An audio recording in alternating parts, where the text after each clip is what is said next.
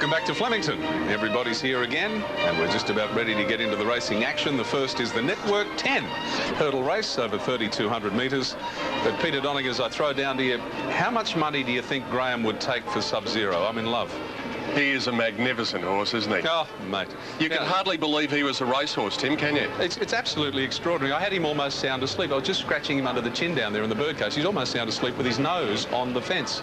He's beautiful. He's beautiful. He's a great attraction too, Jen, at the races. People just love coming up and patting him to say that they've patted a Melbourne Cup winner. There he is on the right there. Well, Graham Salisbury's done such a fantastic job with him to train him down to do all these sorts of tricks, and he's got a few more up his sleeve as well.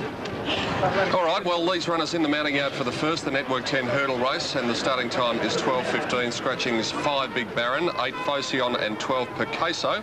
And we've got a field of 10 left to start here, Jen. And Gegabar, well, he was the one that they wanted on Tuesday, but didn't even get to go around. No, he didn't. He hurt himself in the barriers, and not drastically, of course, just his nose. He's okay. I think he gets in very well here, Pete, with the weight that he has to carry, 65.5. He's a horse that can be a little bit risky over the jumps, but he's by far and away the best horse on the flat.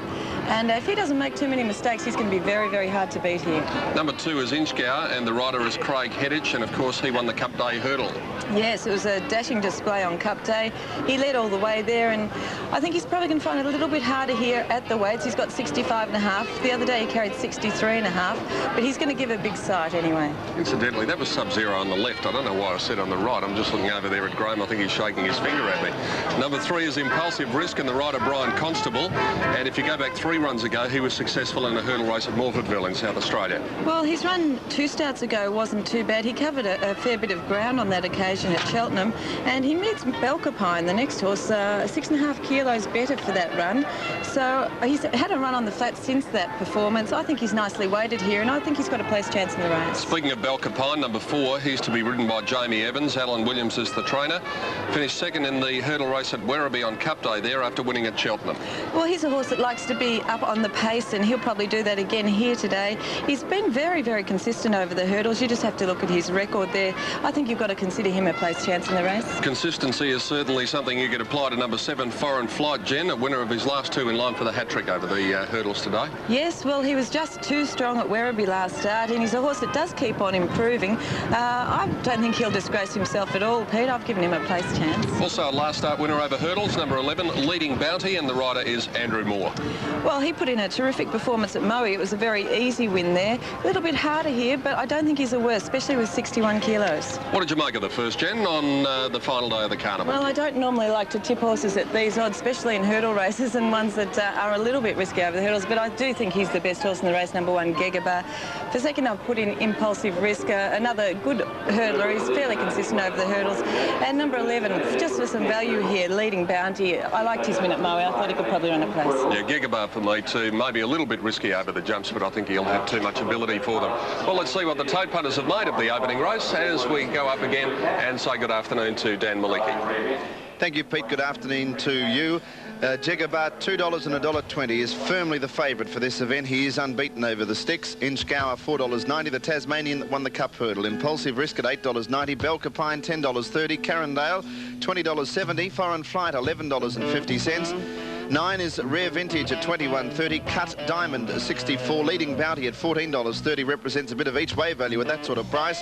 And Trojan Gift is the rank outsider of the field at $135. So whichever way you look at it, Gegabar is a clear-cut favourite from Inchgour, who's got plenty of supporters after that win on Tuesday, and Impulsive Risk is third best at the moment.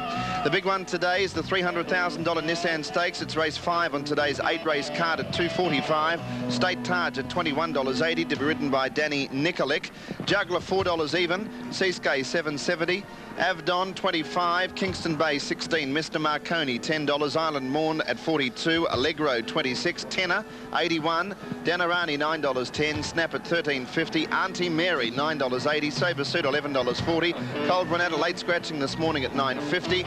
Final Tempo at $50.60. Our Marquis, $16.70. And Talander, $48.40. And traditionally, Pete, it's a race that produces some long long shots.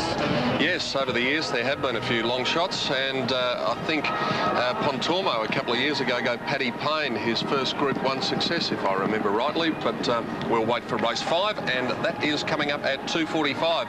Well, Terry Kennedy has been in the betting ring for the first 3 days of the carnival, but his wife has summoned him home after seeing all the shots of him chatting to the lovely ladies in the betting ring. So Terry is watching us today and doing the job, I'm happy to say, is my colleague from Network 10 in Melbourne, Tim Gossage. Good afternoon to you, Timothy. Good afternoon to you, Peter. Yes, well, punters so far have taken it very easy on this first race, the 10 hurdle. And in fact, Gegabar, as you see, it's even money on the tote at $2. You can get much better down here in the ring. There was a bit of money for it, but I can assure you it's much better in the bookmaker's ring. Inchgower, who won the Cup hurdle, it also is about the same as what it is on the tote. It's $4.90 on the tote, very similar down here in the ring. The one they have come for is a horse by the name of Foreign Flight, number 7.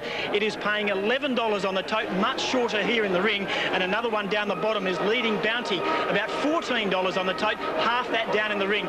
Leading Bounty for me, Peter, and number 10 in the 10 hurdle, big odds, write your own.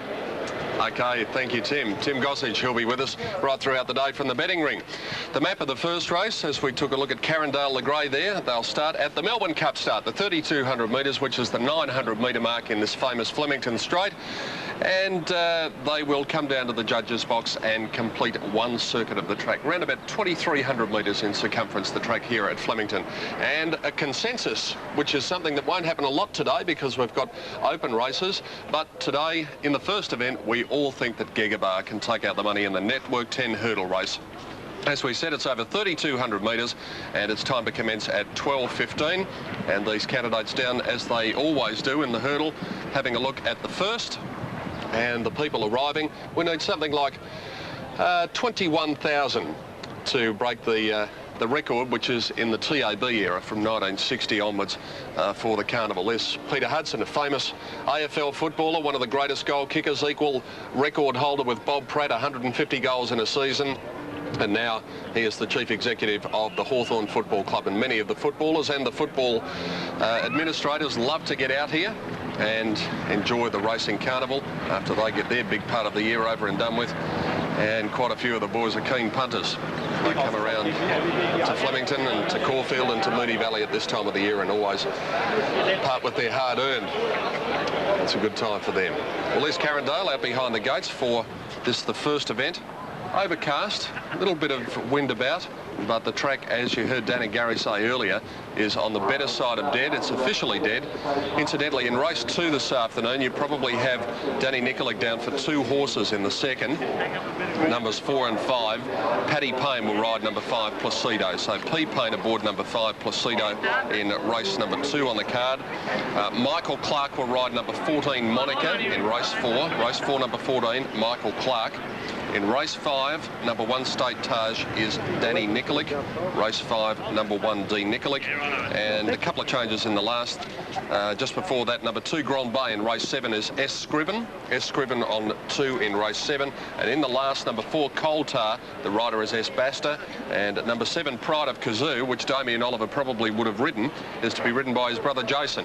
So Jay Oliver aboard number 7, Pride of Kazoo, in the final event on the card. Peter, it's interesting to note that the favourite in this race, Gegabar, is owned by Jeff Lane, who was, of course, the golden boy many, many years ago here in Melbourne. And I see Lisa Simpson there in a nice outfit, something similar to what you were wearing the other day, I think, Jen.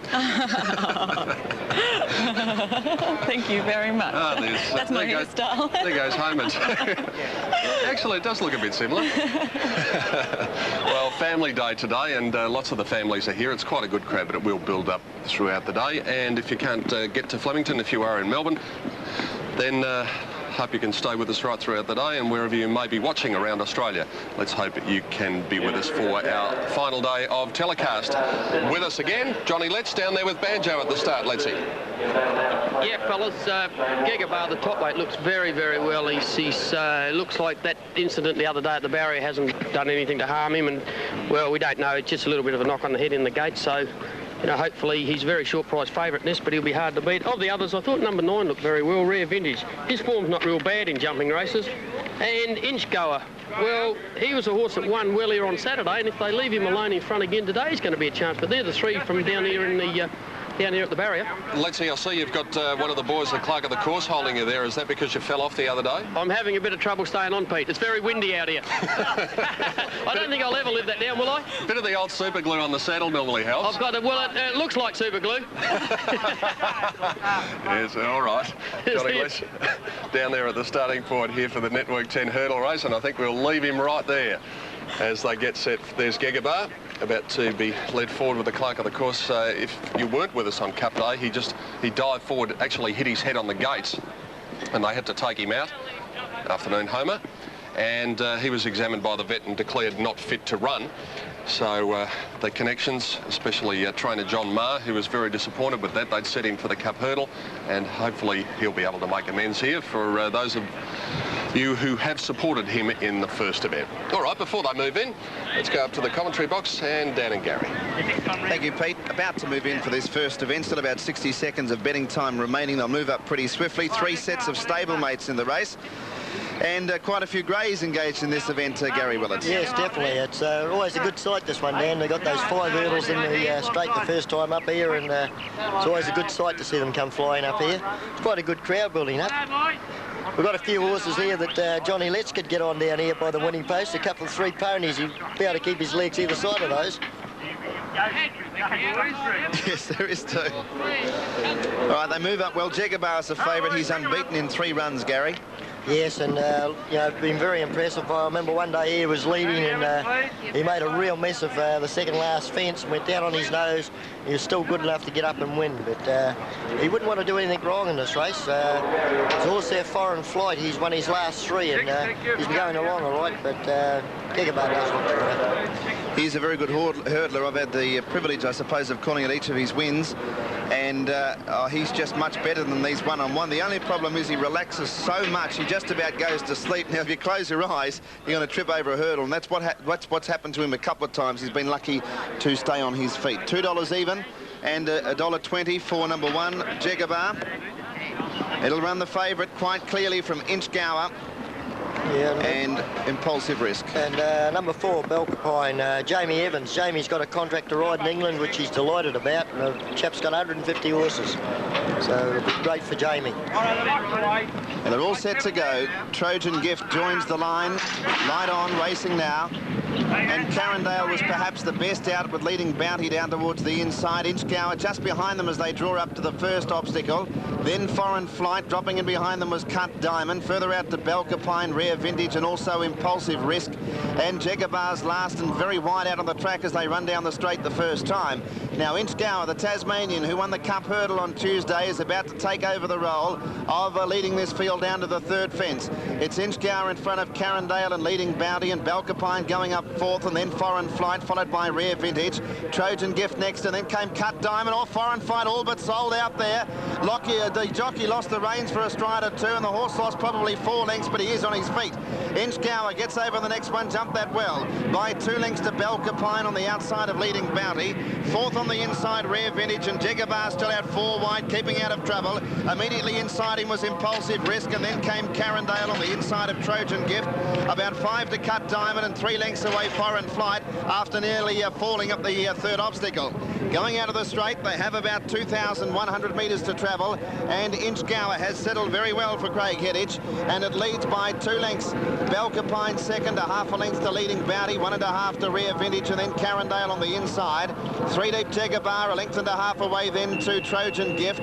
Then came Impulsive Risk, and 2 lengths to Cut Diamond, 2 lengths away Foreign Flight. Impulsive Risk all but sold out there. Crashed through it. Back in 3rd last position. Inchgower at the 1800 leads by 2 lengths. Belcapine and leading Bounty sharing 2nd placing. A length further back 4th, Rare Vintage, and then Carindale 5th on the inside, followed by Gegabar. Trojan Gift got through that one awkwardly. 2 lengths to Impulsive Risk. Foreign Flight about to hook around it, and back to the inside was Cut Diamond. Heading up towards the next jump at the 1,500 metres point, and then Inchgower giving a terrific exhibition. Leads by 1.5 to leading Bounty, and Belcapine and Gegabar getting closer. He's never been on the track. He is out 3 wide, and he's been at least that wide from the start. 2 lengths away in 5th position, Rare Vintage, and then Carindale back on the rail. About 3 lengths further back to Foreign Flight, and then Cut Diamond and Trojan Gift. The 2 stablemates drop out of it as Impulsive Risk went past them. Inchgower at the jump of the 1200 leads by 1.5 to Leading Bounty, who's had a charm run second. Jagabar to a clear third. Belcapine under the stick fourth, and they've broken away 5 lengths to Rare Vintage and Carindale, then Impulsive Risk and Foreign Flight, Cut Diamond and Trojan Gift, but the leader is Inchgower, still over a length in front of Leading Bounty. 1 length away, Jagabar third, now starting to be ridden along a little bit. He's only 3 lengths off the lead, and 2 lengths away fourth was Belcapine, then Rare Vintage sticking on, but it's still under pressure. It's holding down fifth, and then Carindale followed well back in the field by Impulsive Risk, and then Cut Diamond, Trojan Gift, Foreign Flight to the turn. Inchgower is the leader, got away again, a length and a half to Leading Bounty.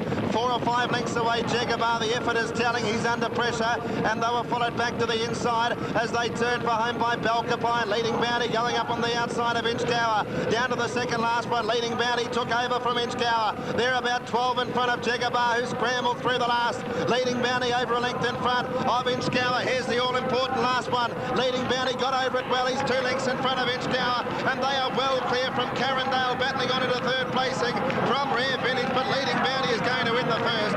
Leading Bounty, well ridden, had the sit on Inchgower throughout, and Leading Bounty wins by 2 lengths to Inchgower. 20 lengths away, Carindale third. Then came Rare Vintage, Impulsive Risk and Jagabar. A break to Belcapine, a long break then to Cut Diamond, Trojan Gift and Foreign Flight, who all but sold out early, has trailed the field. Yeah, very good win, Dan. Leading Bounty, he was well ridden by Andrew Moore.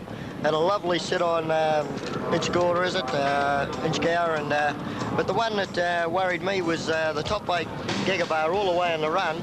I noticed Bill Lonergan kept looking down as if something was wrong with the horse, and he looked around all the way up the straight the first time, and it was quite surprising.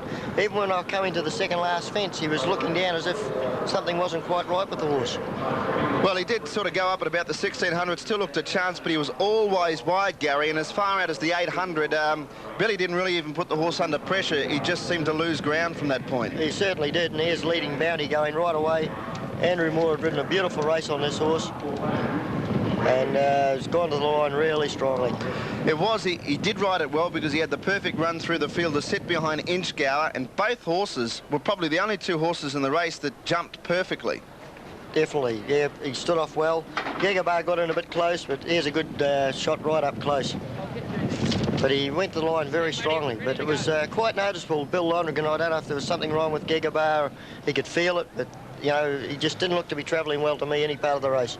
Well, Andrew Moore's had a good association with this horse, Leading Bounty. That's his 3rd win in the last 6 or 7 weeks or so, let's see, so it'd be a big thrill to win this week. Go ahead, John. Right, Andrew, Leading Bounty, good ride all the way. You sat behind the pacemaker Inchgower. Yes, mate, he was the only one to beat. Jagabar, I liked him, but, you know, he had a little bit of troubles the other day on Cup Day, but this little horse here, I always thought he was the best bet of the day today because he dropped 7 kilos on his last win at Murray, you know. And he won easily at Murray? 6.5 lengths, yes. Won well. And he's trained by a guy that really knows his jumpers, Gary Carson, a great champion jumping rider, wasn't he? He's the best, mate. Since I've come from Tassie, he's helped me outstanding, you know. My riding's improved. I think at the moment now I can match it with any of the boys here. I think I'm leading rider with Jamie Evans at the moment now. So. That's terrific, Andrew. Good effort, and hopefully next year on first Tuesday in November, the Cup Hurdle, you might be here. Oh well, I had a good ride on it Tuesday. Rajan, and he walked through the third one and hurt himself. You know, pulled me out a bit of business. Next year we'll go a bit better. Yes, mate. Good luck, Andrew. Okay, thank you very much. Thanks. Let's see Andrew Moore, winning rider on Leading Bounty. The official numbers are 11, 2 and 6, 11, 2 and 6. 4th home, number 9, Rare Vintage, and 5th home was number 3, Impulsive Risk. Jagabar weakened so much that he wound up in 6th placing. Peter Donegan. Yes, Gary Carson's down here. Congratulations. That was a good game win. Yes, thanks very much. He was never going to lose, really, was he? No. We set him for this race, and he got in with a 61 on his back. He won with 68 in his half. 68 last week, and we thought with a drop in the weight, he's going to be real hard to beat. Well, you must have had something on him. I think there was a little bit of money for him in the ring. Yeah, we had a little bit each way. He was good each way value.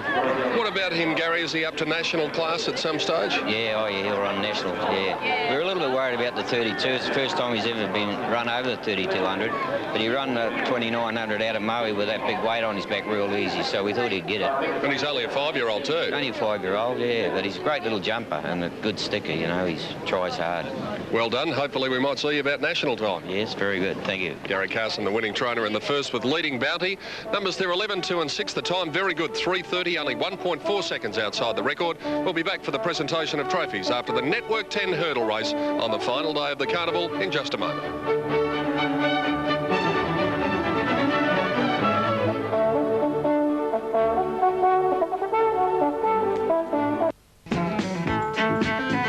Okay, for the first, the Network 10 3,200 metre hurdle. We're after correct weight from Mr. Lawler, which is 99.99 times out of 100 forthcoming. He just checks them, checks the numbers against the weights, and we've got it. There's correct weight, so it's time for Danny Malecki to pay you some money. Victorian dividends on the first, please, Dan. Yes, Tim, just queue up behind me. $11.50 and $2.80, $1.70 for Inchgower and $4.20 for Carindale. Quinella $29.70. The trifecta on the first, $757 even on 11, 2 and 6. I can see the smile on your face from here. Good on you, Dan. Well done. Always nice to get the winner up in the first, particularly at those sort of odds. And there's a very familiar sign on the back of that horse. There's our logo, and a very good win indeed to Leading Bounty. Richard Zachariah is ready on the lawn in front of the members. Ladies and gentlemen, on behalf of the Victoria Racing Club, welcome to final day, Nissan Stakes Day. Our host for this race, the Network 10 hurdle race from the VRC, is Mr. Rick Charlton. And from Network 10 is the General Manager of ATV 10, Mr. Robert Osmotherly, who will present the trophies to the winning owner and jockey. Distinguished guests, ladies and gentlemen, it's a pleasure to be involved in this carnival and this presentation today. And I'd just like to take the opportunity to thank the committee and staff of the VRC and all the staff of Network 10 for making this event a great success, and hopefully today we'll break the record with the attendance. Without further ado, I'd like to present the trophy to the owners of Leading Bounty, Mr. Alan Richards and his wife Dulcie. And to the... That's quite a trophy. Very good. To the trainer, Mr. Gary Carson. Congratulations, Gary. Thanks very much. Yeah, thank you, Robert. And indeed, I think that record will be broken without too much trouble at all. We only need just over 20,000 to turn up today. I'd suggest there's pretty close to that already. But if you're thinking about joining us in Melbourne, please come down and do that, because the VRC deserve to have the attendance record broken for this week, given that Melbourne Cup Day was just a tad on the inclement side. But there's a pretty big crowd here too. Come and join us at the races. It's a beautiful day, more and more sun as we speak. And there is what is a very respectable crowd already here on Nissan Stakes Day for 1995, final day of the carnival. And I tell you what, if you can tip some winners today, you are a fair income genius, because as usual, Peter Donegan, it's a pretty tough day to tip. Very tough day, Tim, and an excellent day of racing. I thought the field quality has held up really superbly today, Jen. Oh, absolutely. A hard day to back a winner, but there'll be a bit of value there as well, so it's worth looking for one. I wouldn't be at all surprised if there was something, just a little bit amiss with Gegabar, the way he went in the first, because the jockey never appeared comfortable on him, especially in the first 600 metres or so. No, it was interesting, wasn't it? He was looking behind, as Gary Willits mentioned, and yes, he didn't seem comfortable, and he was going a long way out. That was Billy Londrigan, of course, riding Gegabar in the first event, but that's over and done with now.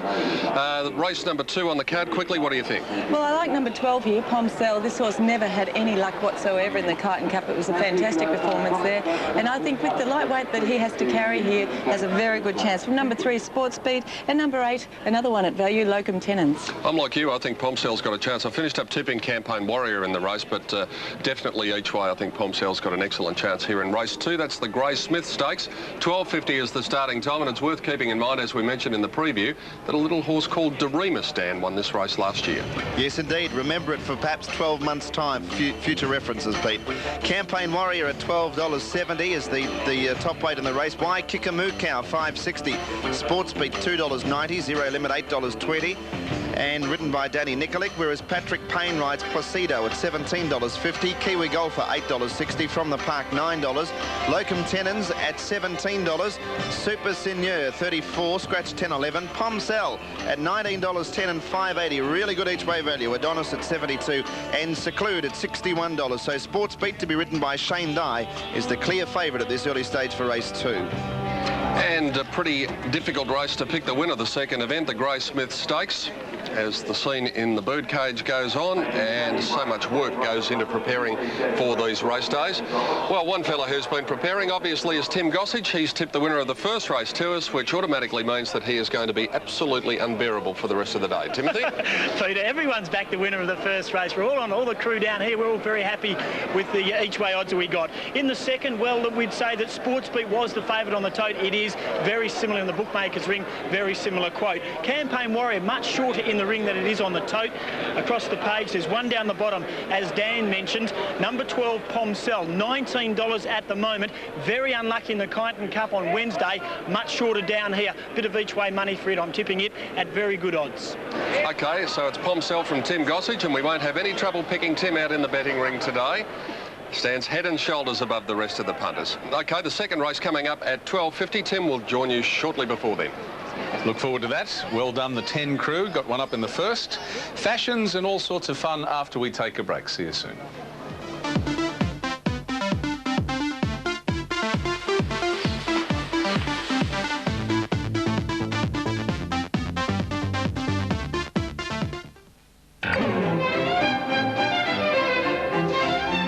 This is a multi-billion-dollar industry, racing, and there's a quid to be had in the merchandising too. In fact, some beautiful stuff about in T-shirts and key rings and little miniature cups, little lapel badges, which a lot of our people have been wearing. You might have seen T-shirts and things. Yes, my floor manager's checking his coat, and he's not wearing his today.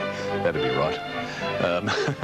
Coffee cups, T-shirts. In fact, over in the corner here, if my cameraman can take a shot, there's a bit of it, the little horse's head, some champagne glasses, coffee cups that we've been using, and they're from Concept Sports. And as I say, the marketing a very important part of the merchandising and all the excitement associated with the Melbourne Cup and the Carnival in general. Well, now, once again this year, we're giving you the chance to win on each day of the Carnival. The thing about the Freedmans that's occurred to me over the last, well, 5 or 6 years is the professional way they go about their work, but most importantly, how their horses have turned out. Now, trainers can get horses fit, they bring them to the races, and of course they have to look good. You watch any of the Freedman-trained horses when they're cantering down to the barriers today and look how well turned out they are and how well behaved they are. That's what it's all about. It comes back to horsemanship in the end.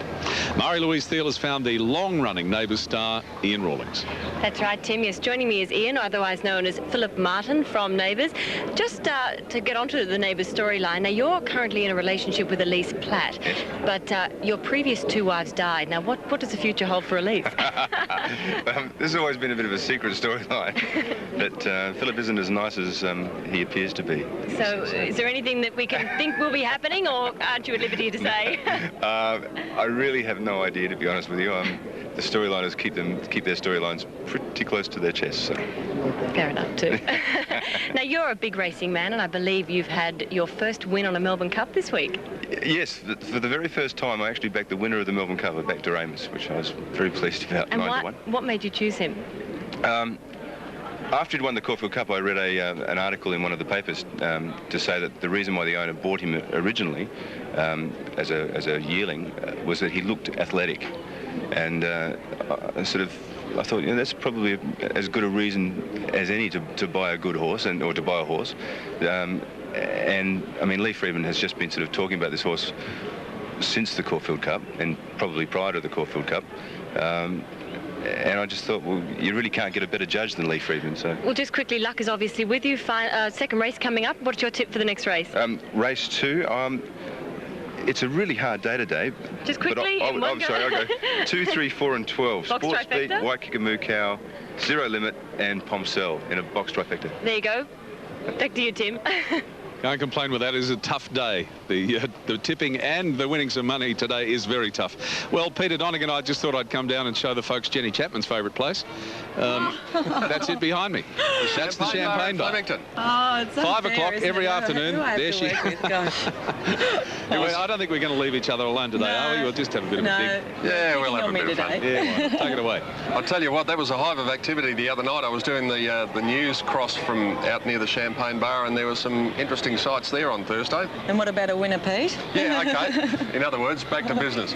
The Grey Smith Stakes and Campaign Warrior #1 to be ridden by Michael Clark and trained by Peter Hayes. He's not very big, this horse, Jem, but he's a real trier. Well, he can be, Pete. He raced quite handy last... Well, I'm not really agreeing with you. He raced quite handy his last two, and I thought he was a little bit disappointing. I don't think he's going to find this that much easier, especially with the 58 kilos he has to carry. You're just narky with us because we're having a go at you. #2, Waikika Mukau. Greg Hall rides for John Hawkes. What do you think of him? Well, he's been a terrific horse, Waikika Mukau, and of course he won the Cranbourne Cup. That was 3 starts ago. His run in the Coonji was good. He was probably beaten by the slow pace there, I felt. This class, well, he's got 57.5. It's still a fair bit of weight for him to have to carry, but he's fairly honest. #3 is Sports Beat, and this horse to be ridden by Shane Dye. Pretty good third in the race that Juggler won at Moonee